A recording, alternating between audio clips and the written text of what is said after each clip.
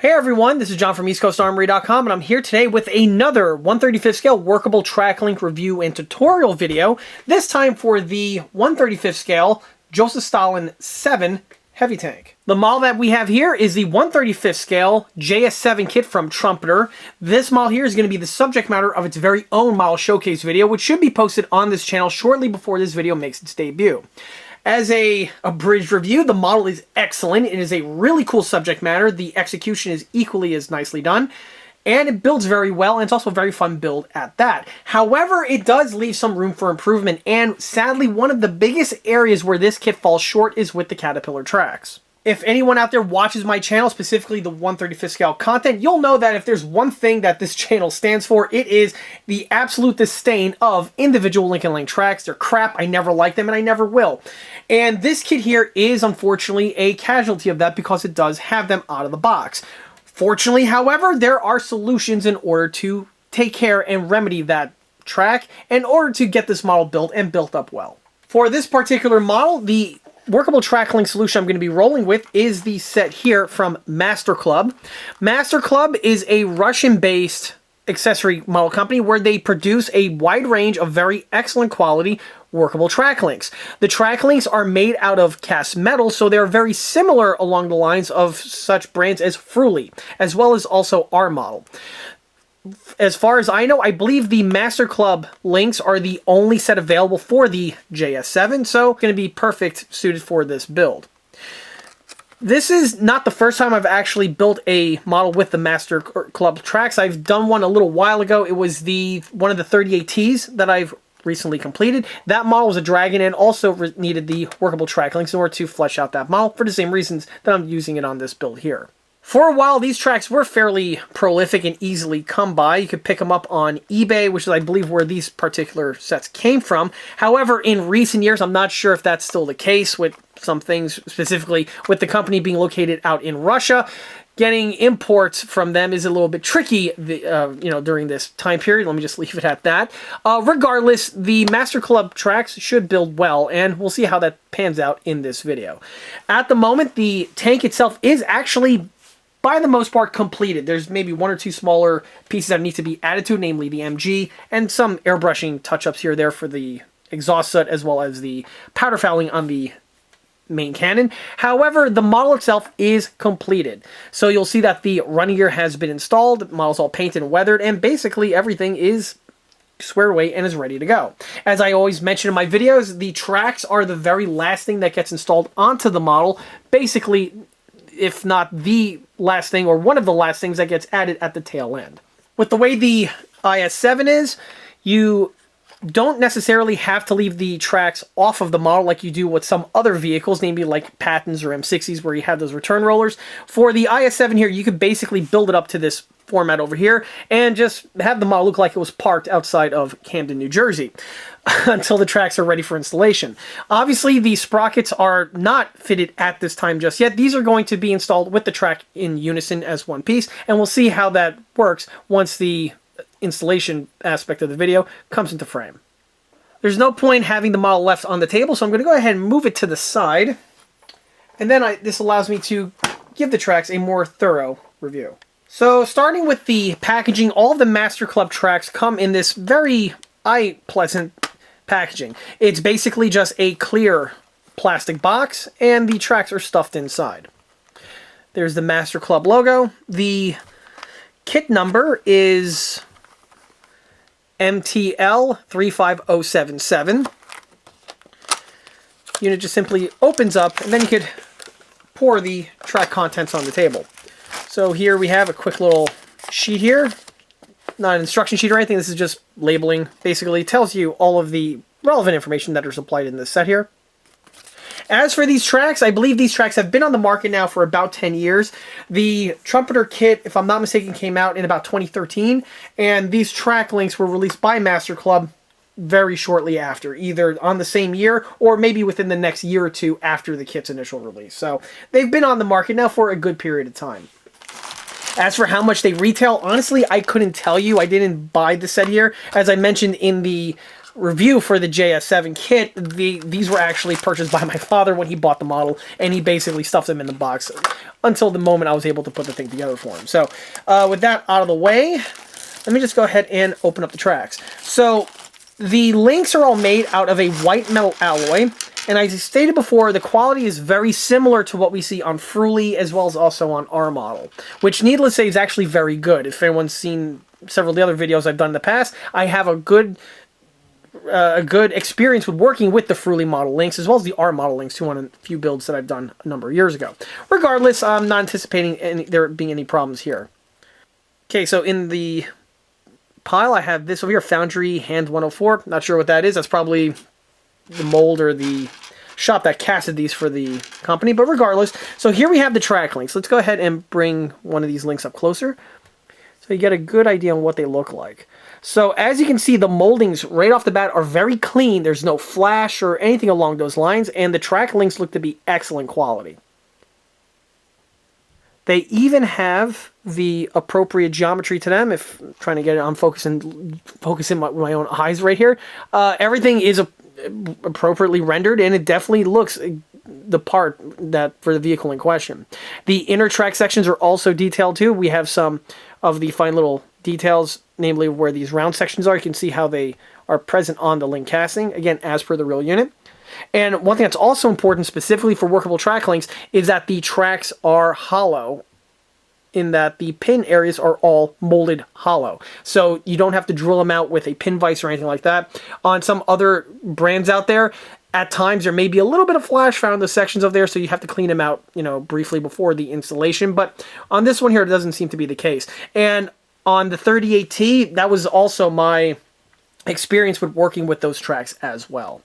The tracks, by the way, are just like with the Frulis. They are a lead-based alloy, so you want to be careful when working on these track links. You want to work on them in a place where you don't do any food preparation, and also you want to work on them anywhere away from children. Being lead alloy, that should be pretty obvious as to why.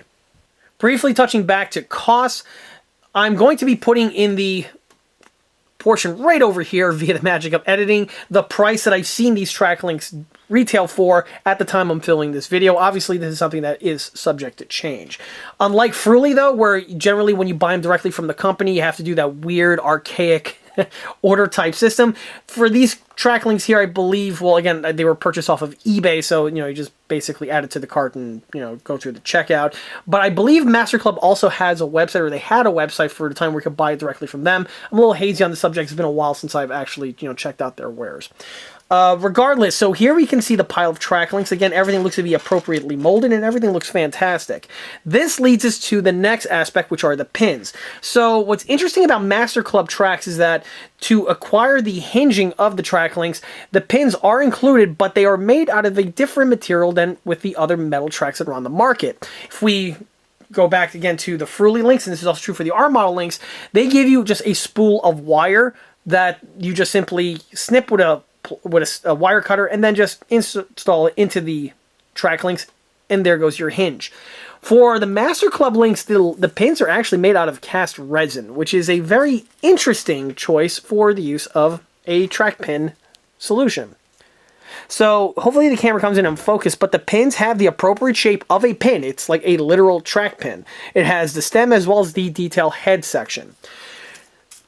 I will say that on the 38T, I actually had problems using these pins. If I'm not mistaken, I think I just replaced them all together with metal wire, as it was easier to assemble compared to the resin ones, but we'll see how that pans out on this particular build over here.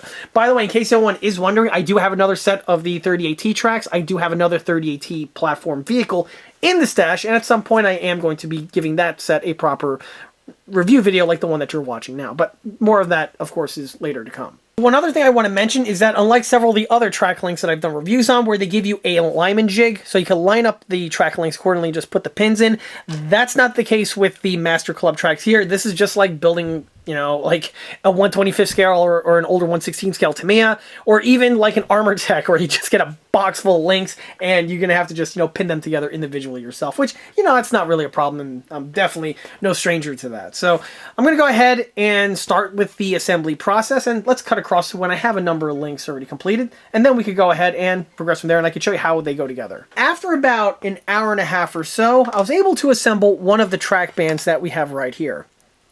The track goes together pretty well, specifically after I go through the procedure and how to assemble them. And it's one of those things where after you do about 5 or 10 links, you start getting into your groove, and next thing you know, you're just flying past with the assembly. So that's actually a positive. The tracks look fantastic once fully assembled, and as you can see, the hinging is really, really nice. Because of the metal alloy, they do have some nice weight to them, which will definitely come in handy once they are fitted onto the model, but more on that later. Kit supplied resin pins were all utilized, and although that may sound a little funny because resin is, you know, not exactly considered to be the most strongest of materials specifically for this application, they actually, so far from what I can tell, work absolutely perfectly, which is funnier. If anything, I've had some pretty good luck with these compared to some plastic pins found on some of the other track sets that I've reviewed in the past. So, you know, take that for what you will. The other positive is that the kit gives you an ample amount of pins. Now, I did break a couple during assembly. I think I broke about 4 or 5, if that.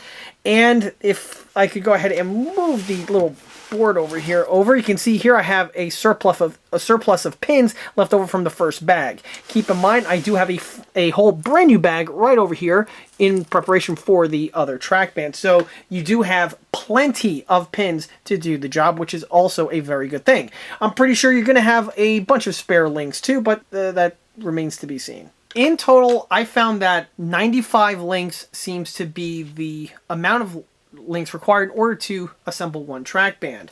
This is interesting because in the instructions over here, I actually went ahead and counted the teeth on the portion that has the individual link and length, and they were much less than the number that I just quoted. I actually went ahead and utilized this number at first when I was assembling the track bands, and then when I hit that number, I tried to install them onto the tank, only to find out that I was about 5 links too short. So don't ask me how that happened, but regardless, from my fiddling with the track here, I was able to get 95 links in order to complete one whole track band. So I'll be able to then go ahead and replicate this with the second band. Which is typically the case on these tanks, regardless of the scale, the first band is always the one that takes the longest because you're still trying to get into your groove and you're also trying to figure out the numbers required. And when it comes time for the second one, it's just basically autopilot, and you just mimic the length of the track required in order to get the thing complete. So that's one thing that always seems to happen on these tracks. But before I go ahead and actually show how the tracks go together, let's first go over some of the tools that are going to be required in order to help the assembly go by a little bit quicker. To assemble the tracks, I utilized the tools that we have here. If anyone has seen the other workable track link tutorial videos, these should look basically commonplace because I tend to utilize the same group of tools on most of these type of tracks.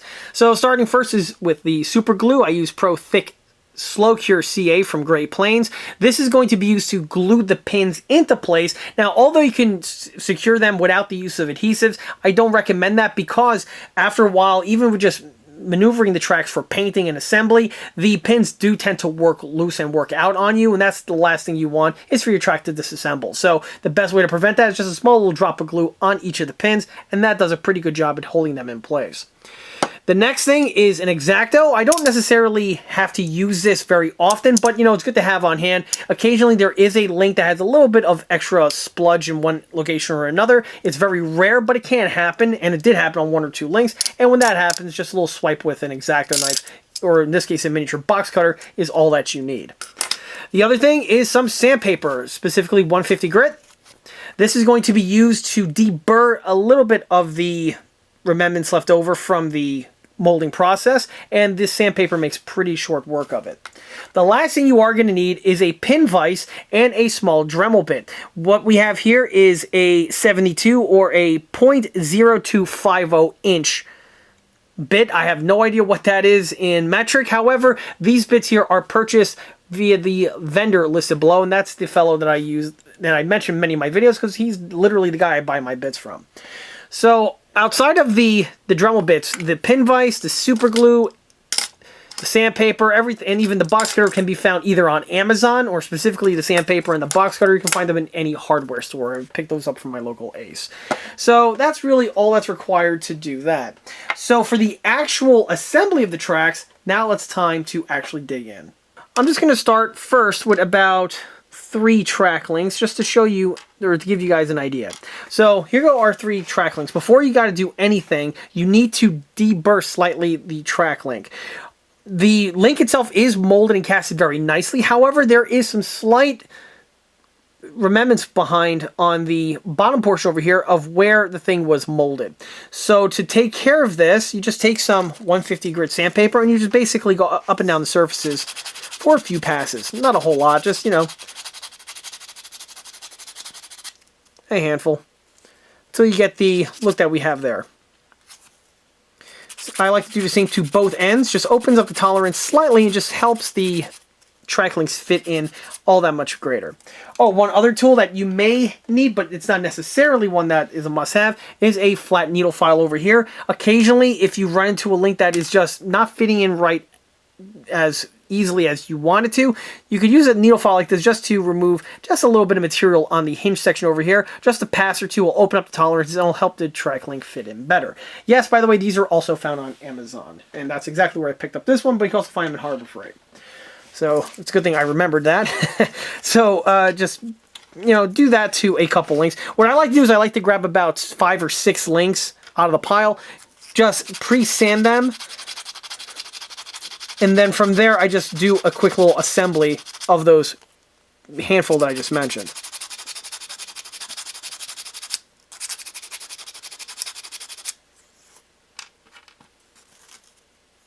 This one here has a little bit of molding spludge left over, right over there.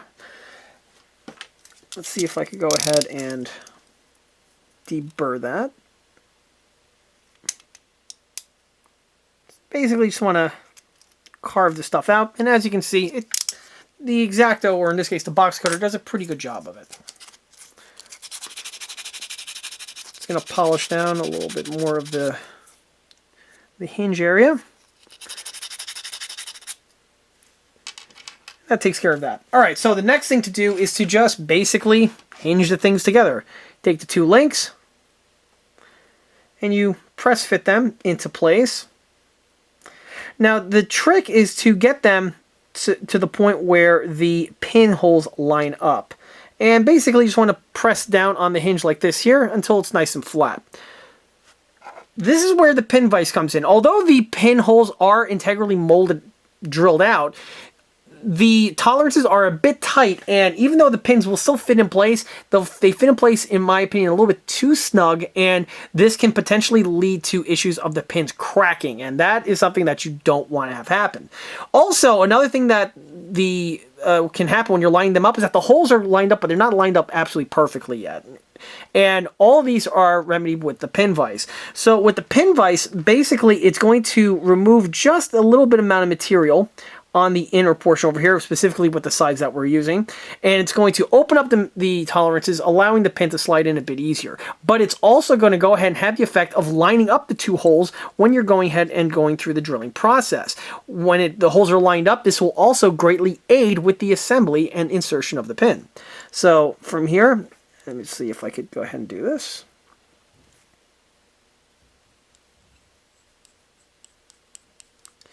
You do not want to use a Dremel for this, by the way. You want to just go with a pin vise. A Dremel is overkill, and with the speed, even on its slower speeding, will be too much and will potentially just lead to breaking or breakage of bits. And that's all there is to it. So after I drill one of those out, I'm going to grab one of the pins. I'm just going to go ahead and index it just like that.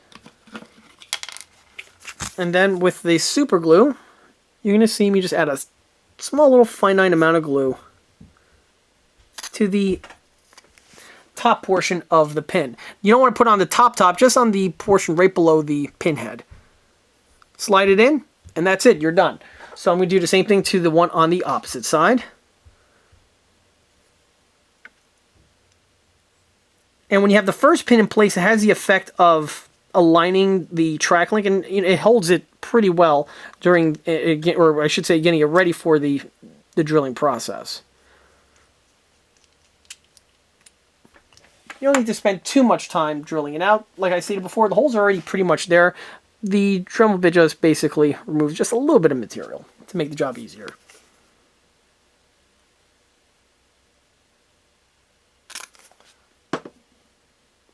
There you go. There's your track link right there. And you just literally rinse, wash, repeat until you have 95 of these bad boys lined up. One other thing I do want to mention before I depart to the next take, or next scene I should say, is that this procedure is going to be one that's going to wear out on your bits. You are drilling through metal, and specifically a lead-based alloy, which is very dense. Even though it's just a finite amount of material that needs to be removed off of each of the holes when you're drilling them out, it does add up over time. So don't be surprised if you break a bit or two during the process. If that happens, you can easily remove the broken shard, or if it breaks off deep enough on the inside, you now have your pin holding the track together. If that happens, what you can do is you can take one of the resin pins, snip off the very top portion, and just glue it onto the recess found onto the track link, giving you the external detailing. So that's another way to do it. But as for the assembly, I broke one bit, or I should say I completely wore out one bit during the assembly of all 95 of these links here, so which is actually pretty good. That's not too bad of an exchange rate. But this is, again, why you want to use a pin vise and not a Dremel. Dremel is going to put a little bit more wear and tear on all the products, or I should say on all of the items that are mentioned. Here's the second track band, fully assembled. Like I mentioned before, the second band always goes together faster and easier compared to the first. At this point here, the two bands are ready to head off into paint, but before I do, I just want to mention some things. First, you can see the spare links right over here. Like I stated before, you have ample amount of links to go ahead and assemble both of the track bands, so if you need extras for spares or there's a problem or anything, you have plenty to choose from. I will also say that the links themselves, casting-wise, are almost perfect. I did not run into a single bad one. They were all absolutely flawless. So the quality on these tracks are exquisite. I also have a good amount of the pins left over. Hopefully I can get these on camera. And they are right over here. By the way, I just want to make a quick addendum to what I mentioned before. Earlier I said the track pins are made out of resin or 3D print, and that I don't believe is correct. After working on these tracks and seeing these pieces, they do have the properties of being injection molded styrene, which is incredible because they are very, very finely molded, and there's no burrs or any sprue or anything like that like you would see on some other sets out there. So these pins here are, I believe, if I'm not mistaken, are injection molded polystyrene. And that is actually going to be relevant to the paintwork. Also, you can see here the big pile of lead. Best way to put it, that needs to be cleaned up and cleaned up properly, so I'll go ahead and take care of that off camera, as well as also cleaning my hands, the work surface, and even the tools and glue. All that's going to have to be cleaned up, but just what happens when you work with lead alloy type tracks. Readjusting the camera, back to the tracks, let me briefly go over the painting techniques used. So for painting my model tank tracks in all of the scales that I work in, be it small or large, I tend to utilize one of three paint type medias. For single-piece vinyl tracks or tracks made out of a rubber-type material, you want to avoid either spray paints and or enamels. Both of those paints can potentially harm the material that the rubber tracks or the vinyl tracks are made in. So to play it safe, avoid those type of materials altogether and just stick with something that's acrylic based. Me personally, I like to utilize, to me, a flat black, and that's applied via the airbrush. I've always found that that paint works best with that type of material, and I haven't encountered any issues with the tracks falling apart or having any sort of negative effects after the paintwork is concluded. The other paint mentioned would be for workable track links that are made in plastic, be it either ABS or polystyrene. For those type of tracks, I tend to utilize just standard flat black spray paint. This is the El Cheapo stuff that I always reference in my videos, and it actually works very well on polystyrene surfaces. Then for tracks made out of metal, I tend to utilize Rust-Oleum Dark Gray Primer. The dark gray does a fantastic job with mimicking the parkerization or the oxide coating that are found on Tank Caterpillar tracks. However, for this set over here, I'm not going to utilize that paint. Even though the tracks are made out of metal and can obviously hold up to the harsher paints, the one Achilles heel that this does have, with, and specifically in regards to painting, are with the pins. As I mentioned before, the pins, I believe, are made out of injection molded polystyrene, and because of that, are probably not going to be a good idea to get coated with these harsher chemicals. So because of that, I'm going to be utilizing the same paints that I use for my plastic tracks, namely, again, the El Cheapo Flat Black. The Flat Black will do a great job with coating the surfaces and giving me a good base to work off of. And as for mimicking the parkerization or the oxide look, these effects can still be achieved, but are done with a couple extra effects done with the airbrush. So with that in mind, I could go ahead and begin the painting process of these tracks here. One last thing I want to mention about the paintwork is that because of the material that these tracks are molded in, painting the surfaces thoroughly is a very good idea, because this actually shields and thoroughly seals the lead-based material, and the tracks then become much safer to handle. After the tracks are painted, you're not going to have this shiny, rubby stuff that you can see on my fingertips right now from just briefly maneuvering these tracks in order to get them filmed. So that's also a huge plus on these type of tracks. You really do need to get them thoroughly painted. It just makes them all a bit safer to handle in that regard. And after not a whole lot of time, here you can see the track bands fully painted and weathered and are actually ready for installation. The paintwork is done again with the spray paint, and I use the airbrush to get the oxide look. And then I use a dry brush to go ahead and give me the scratched metal look that you see here. Some people may look at this and say, well, John, that looks like you just took some sandpaper and just polished away the outer layer of paint to get that look. And although that is something you can do, and people have done that, you take some emery cloth or something to the surfaces, and it basically wears down the paint much along the lines as it does, you know, on the real one when you run it. I like to use paint because, one, again, the material, I don't like to have bare lead exposed, and once the paint is applied, it basically looks almost identical to the other mentioned look that I was referencing before. So the outsides look great, as do the insides, right here. And as you can see, it's going to look awesome on the model. And of course, once the paintwork is done, it's now time for the rubber to hit the road. Or I should say, the track links to hit the road. Regardless, the model is right over here. The turret has been removed. There's no point leaving it on at this time. But one thing I do want to mention is with the timing of the sprockets. The number one crucial aspect of any sort of track type, be it single piece vinyl, workable ink, and even the dreaded individual link and length, is timing of the sprocket. This will make or break you. And this track here times with the sprocket absolutely perfectly. I mean, it's almost to the point where theoretically you probably use this track to make this thing motorized and or RC converted. The timing is that excellent. As for if that's something I recommend, that's really out of the scope of this video. But as you can see, I mean, it's a dead ringer. So this is definitely going to make the installation a hell of a lot easier.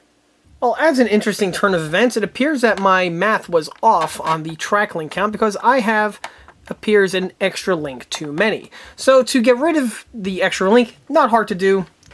Take the pin vise and just drill out the section that has the plastic pin in place. Because the pin is plastic as opposed to the metal, it will easily drill out with the use of a pin vise.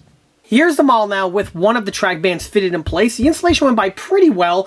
After removing the first link, I was able to fully get the part installed. Unfortunately, I realized that it was still slightly too long for my taste by one link, so I took another link off, and this is the track tension now that is remaining. In my opinion, this is the appropriate track tension for this vehicle.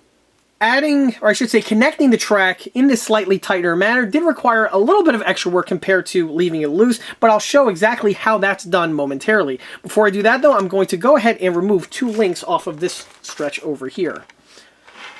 So, the way this is done, again with the pin vise, I just drill out this little plastic pin.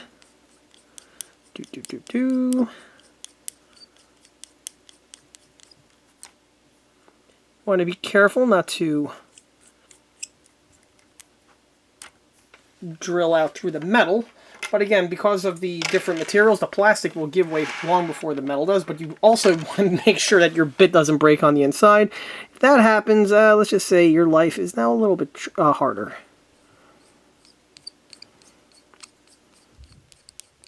Feel the link giving way. Okay. Let's go ahead, pop them off, like so. Set those aside. Before I continue further, I'm going to continue with the pin vise to push out any sort of remnants of the pin that are left, just to make sure that there are no surprises when it comes time to pin everything back together. Like you see right there, there's the remnants of the pin. Just flick that away, and now you're ready for the assembly. Okay, so the first thing I'm going to do is to time the track around the sprocket. And I like to have the track bands meet somewhere in the bottom portion over here. This does differ from some other builds. Some other builds I like to do it near the sprocket or on the front portion of the idler. But for this one here, I like to do it on the bottom portion just so that I have a road wheel here to give me some sort of resistance when I'm pinning everything in place. The other thing you want to make sure is you get the appropriate thread pattern. After looking at some pictures of the real IS-7 in Kubinka, this is the thread pattern that you see here. So just want to mimic that on opposite sides so that you don't have, one track going one way and the other track going the opposite way. It's one of those things that you may not see at first, but it'll be the type of thing that someone will definitely point out, and it will bug the hell out of you, forcing you to go ahead and make the correction. So there we go. The track is now timed. And at this point here, I'm just going to go ahead and line it up. To do this, I'm just going to pick the model up, and I'm basically going to thread a needle. Once the guide teeth index appropriately, it should just slide directly into place. A little jiggle here or there is really all you need to get the job done. Okay, so installing the sprocket on this one here, you're going to have to do a little bit of pivoting because of the rear wheel as well as the stem. So once you clear one, the piece should just index accordingly. As you see, I got it right on the first try. You'll also see I did not use any sort of adhesives on the sprockets. It's just held on with friction. Okay, make sure the teeth all line up. And we're going to overlap the track with one another. With the track in place, I'm now going to go ahead and thread it. And this is actually best done on your lap, or for me anyhow. I tend to have more control this way than the other. So as I stated before, the track is a bit tighter now because of the extra link that is removed. So in order to temporarily pin things in place, I have here a small sewing pin. I'm going to utilize that to go ahead and assist with the pinning. Because the pin is steel, it will not have any sort of problems in terms of breakages. So just like that, you see, I just pushed it right in. At this point here, I'm going to take the pin vise and I'm going to go ahead and just carefully go into this hole just to make sure everything is clear, and also it helps line everything up like what was being done earlier.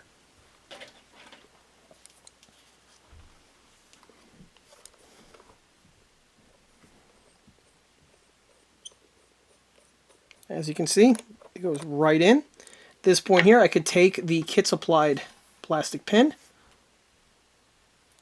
and slip it in place. Unlike the other ones, I'm not gluing these in place because of the paint and everything that's on. It's not really necessary, I find. Perfect. Okay, with that pin in place, I could go ahead and remove the metal pin we have right here.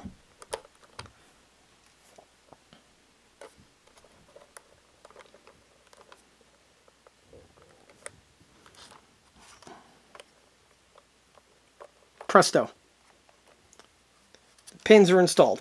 So the very last thing I'm going to do is with a paintbrush is carefully paint and touch up the little new added plastic pins, and that's done very easily. After the track is fitted in place, the model could then get the last of its fittings and other final touches, which at this point have all been completed, and at this point this model is done. From here it's going to go off into photography and filming and all that good stuff, but all of that's going to be discussed in the other video. Having gone through the rigmarole of construction, painting, and installation, I gotta say that these tracks are not just worth every dime, but they are not an accessory. In my opinion, they are absolutely mandatory if you have one of these IS-7 kits. If you have one of these kits in your stash, just close your eyes and invest for the extra money on these tracks. They are 100% worth every single red cent. In fact, like I stated before, these tracks are mandatory, in my opinion, for this build. They are way better than the kit supply ones in every measurable way. If you're using the kit supply tracks, you're really kidding yourself. These tracks here are definitely the way to go. Looking at the model up close, you get to see the track in its final form. I love the way the track has a seamless fluid appearance, the way it goes from sprocket to the front idler, how it has that nice graceful bend, how it wraps around the front idler, interacts with the first and last row wheel, and then the way it times with the sprocket. This here is an absolute dead ringer for the real one, and it far exceeds any type of end result one can possibly have with the stock individual link and length. It's because of things like this is why I'm a huge proponent of both workable link and also even single piece vinyl. Both of those always will give a better replication of this type of appearance compared to any of the individual link and link offerings. And no, I don't care what anyone says, and I don't really care what other tutorials are out there. I've never been impressed with that track method. These tracks here, again, are worth every single dime. One other thing that I like about these tracks is the weight that they give the model. So because of the metal material that they're made of, and this is something that's true for not just these tracks, but are same for other tracks that are similar to this, once the model's fully built, it has a very nice, satisfying weight to it, and it really settles it down on terrain, be it on a flat surface like this, or if you're also putting it on a diorama setting. Is this something that's really required? The answer is no, not necessarily. Done a lot of other workable and single-piece tracks on builds in the past, and the models are much lighter than this one here, and for all intents and purposes, they're perfectly fine. But there is just something about having a model with some nice weight to it, specifically a heavy tank like this. It just makes the build just that much more, I don't know, just complete, I should say. Although, again, it's optional, it's more of a placebo effect, admittedly, but it's just something that if you have it, just feels good to know. In the end, these tracks are absolutely worth every dime, as I referenced before. I absolutely love the way they looked on this build, and also, like I mentioned earlier on in this video, this is not the first time I've built a Master Club set of tracks, and judging by the quality I've seen on not just this set, but the other set that I worked on, I could definitely see myself picking up more of them in the future if the build necessitates it. But that's, of course, a subject matter for another build for another day. With that, that wraps up this workable track link tutorial and review video for the Master Club IS-7 workable track link sets. If you like this video, be sure to subscribe to this channel, where it's a great way to keep in the loop of new posted content, being 1/35 scale workable track link tutorial videos like this one here, or the other small scale model showcase videos and larger scale project update videos that frequently get posted to this channel. Another way to keep in the loop of new posted content is by liking us on Facebook. There, I have more photographs of this particular build, as well as the other smaller and larger scale builds I've been seen on this channel in the past. Furthermore, don't forget to swing by EastCoastArmory.com for more 1/6 and 1/16 scale builds and detailed components. Thanks again. I'll be seeing you all again on the next one. Take care.